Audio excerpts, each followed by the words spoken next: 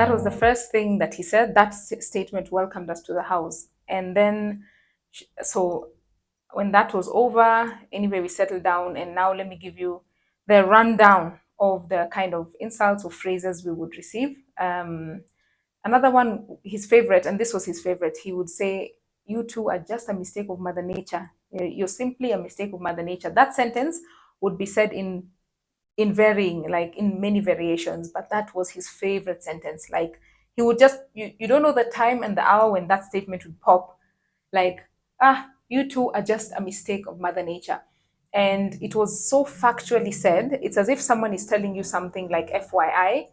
They're giving you information that you should know, that you don't know, that you should know, by the way. You're just a mistake of Mother Nature.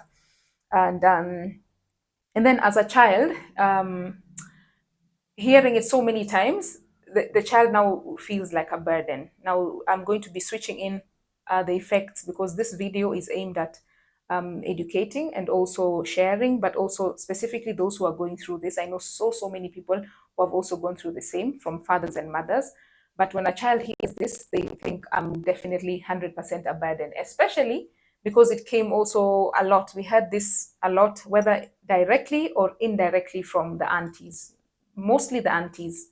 Yeah, usually the aunties who said this. So the child feels like they're a burden, and the child feels like they're wrong. So this child starts to believe this. Okay, so then another favorite thing that he used to do was he used to insult my mom. Like he used to give insults on my mom, and he used to do it specifically when my stepmom was there.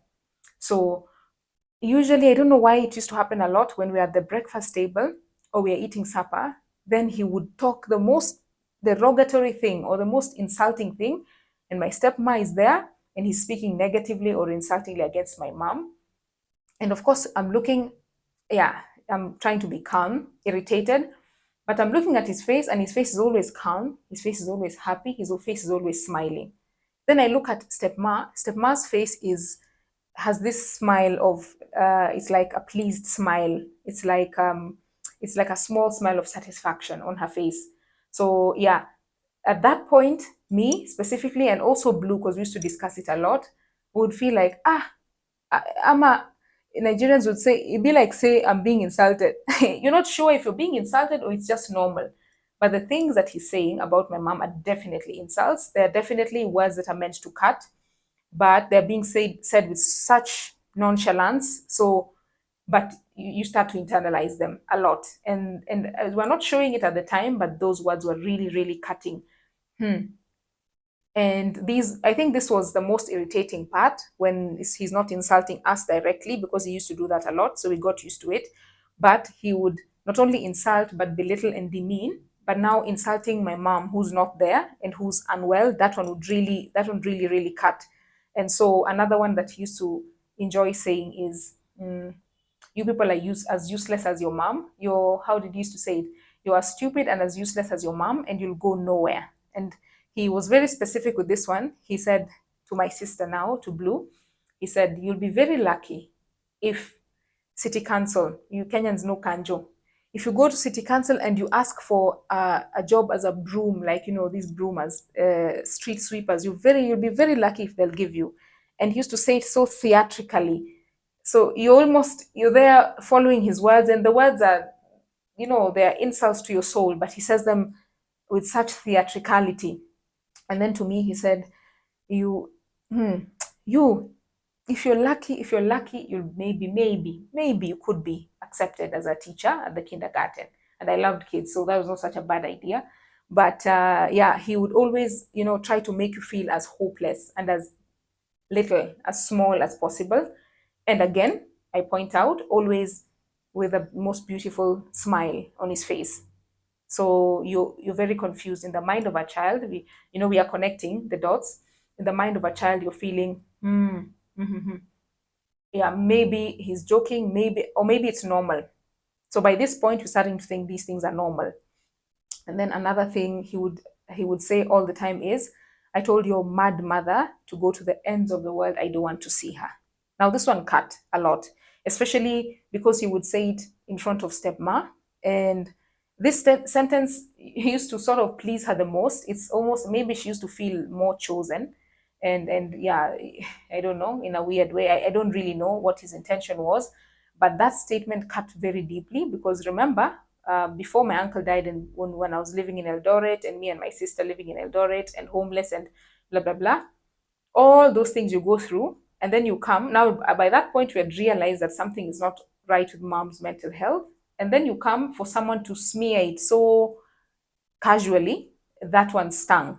But me and my sister, we sat down together and we agreed. We said we are not going to react. We are going to be very calm when we're being insulted, because if we react, you're going to sort of give him that satisfaction. So we're not going to react. And it was interesting how when you have no reaction, and this is typical of narcissists, like when you have no reaction and you're calm, it really, really aggravates them.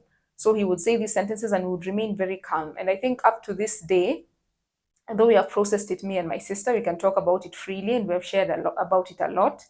And no matter what's being said, the face just remains very calm and very blank, because you've heard a lot, you've heard a lot before. So yeah, these are just some of the very few heavy things that would be said.